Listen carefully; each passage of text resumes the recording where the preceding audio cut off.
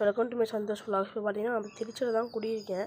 இப்போ வந்து plan tour பார்க்க போகிறோம். நம்ம ஃபஸ்ட்டு பார்த்தீங்கன்னா இங்கே மருதாணி செடியும் ட்ராகன் ஃப்ரூட்டு, இங்கே பார்த்தீங்கன்னா ஓமவல்லி, பக்கத்தில் ஓமவல்லி ப்ளஸ் துளசி, அடுத்து இங்கே பூசணிக்காய் செடி மாதிரி வளர்ந்துருக்கு.